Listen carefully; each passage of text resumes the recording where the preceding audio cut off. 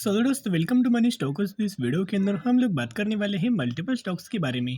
तो चलिए, सबसे पहले हम लोग बात करने वाले हैं आईआरएफसी के बारे में। तो आईआरएफसी का अगर आप आज के दिन का परफॉर्मेंस देखोगे तो ऑलमोस्ट हमें 3% की तेजी आईआरएफसी कंपनी के अंदर नजर आ चुकी है। एंड फाइनली कंपनी की 81 रुपीज़ के आसपास हमें क्लोजिंग नजर आ चुकी है। देखिएगा, अभी जो आज के दिन हमें आईआरएफसी कंपनी के अंदर जो तेजी आया है उसके पीछे का रीजन क्या है, और कल के दिन भी हमें आईआरएफसी के अंदर दोस्तों थोड़ा बहुत हमें पैनिक लेवल या फिर दोस्तों तेजी नजर आ सकती है। अभी देखो ये रीजन दोस्तों क्यों है, किस वजह से हमें कंपनी के अंदर और आपको तेजी आ सकती है। तो चलिए उसके ऊपर दोस्तों हम लोग डिस्कशन कर लेंगे।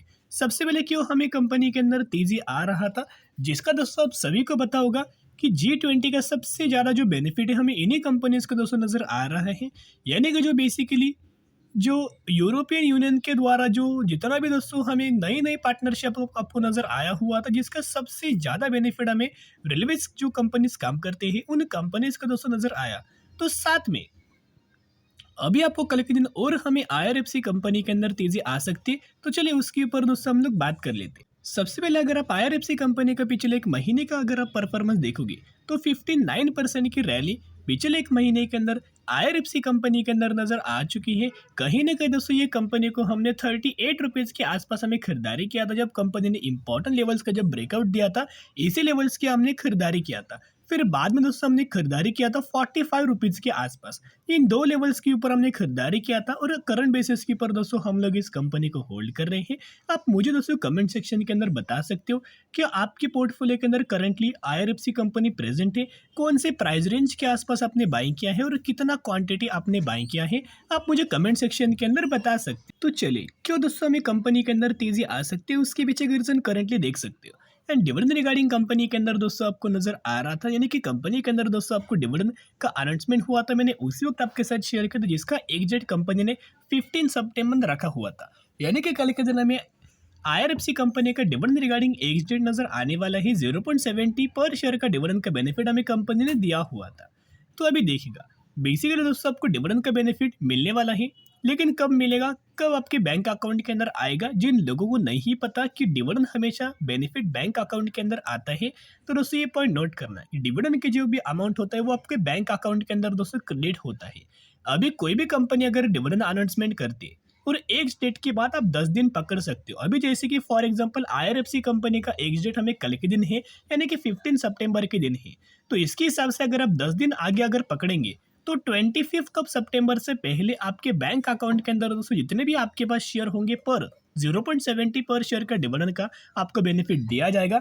25 सितंबर से पहले आपके डीमेट अकाउंट के अंदर दोस्तों डिविडेंड का अमाउंट हमें क्रेडिट हो जाएगा। और जिन लोगों ने आज के दिन हमें आईआरएफसी कंपनी के अंदर खरीदारी किया होगा वही लोग एलिजिबल है। जो लोगों ने कल के दिन खरीदारी करेंगे वो लोग बिल्कुल भी आईआरएफसी कंपनी के अंदर एलिजिबल नहीं होंगे और उनको बिल्कुल भी डिविडेंड का बेनिफिट नहीं दिया जाएगा।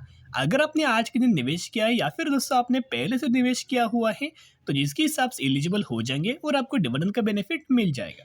तो अभी देखिएगा, पॉजिटिव अपडेट्स क्या है कि म्यूचुअल फंड्स की बहुत ही शानदार तरीके से खरीदारी हमें आईआरएफसी कंपनी के अंदर नजर आ रही है। बाकी निवेश करंटली करना है या फिर वेट करना है उसके ऊपर हम लोग बात करेंगे। ये जो डेटा है अगस्त 2023 का डेटा के बारे में हम लोग बात करें, 22 म्यूचुअल फंड्स की बाइंग एंड 4 म्यूचुअल फंड्स की सेलिंग हमें आईआरएफसी कंपनी के अंदर नजर आ रही है। लेकिन अगर आप जहां मैक्सिमम के अंदर दोस्तों डेटा देखोगे तो 22 म्यूचुअल फंड्स की खरीदारी हमें अगस्त 2023 के अंदर नजर आ चुकी है। अगर आप दोस्तों म्यूचुअल फंड्स का बाइंग देखोगे तो सबसे ज्यादा बाइंग किस फंड हाउसेस ने किया है, तो सबसे ज्यादा बाइंग हमें आईआरएफसी कंपनी के अंदर दोस्तों HDFC balance advance growth fund के द्वारा हमें किया गया है। 60,000 करोड़ की खरीदारी हमें आईआरएफसी कंपनी के अंदर किया हुआ है अगस्त 2023 के अंदर। साथ में सिमिलर तरीके से जो खरीदारी है पराग परेख के द्वारा किया गया है 1500 करोड़ के आसपास। फिर डिविडेंड जो फंड है यानी कि HDFC dividend yield fund growth की अगर बात की जाए 3600 करोड़ की खरीदारी हमें आईआरएफसी कंपनी के अंदर किया हुआ है। मैक्सिमम के अंदर इन्हीं म्यूचुअल फंड्स के द्वारा बहुत बड़ी बड़ी खरीदारी हमें किया गया है। एचडीएफसी का एक large cap and mid cap growth fund है, 11,200 करोड़ की खरीदारी हमें आईआरएफसी कंपनी के अंदर किया हुआ है। अभी दोस्तों अगर आप आईआरएफसी कंपनी के अंदर खरीदारी करना चाहते हो तो बिग अलर्ट में आपके साथ शेयर करना चाहूंगा, क्योंकि अगर आप इनके प्रमोटर्स का अगर आप होल्डिंग देखोगे तो 86% के आसपास हमें प्रमोटर्स इस कंपनी के अंदर स्टेक रखा हुआ है।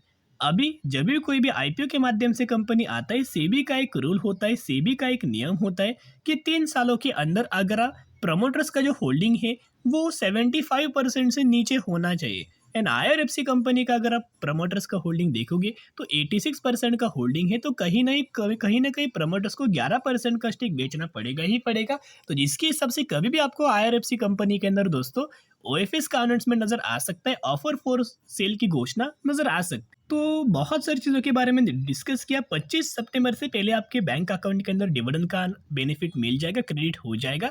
तो करंटली दोस्तों फ्रेश बाइंग इग्नोर करना, करंटली वेट एंड वॉच करना। सबसे पहले कंपनी के अंदर गिरावट होगी, कंसल्ट होगा, उसके बाद निवेश करने की कोशिश कर सकते हैं।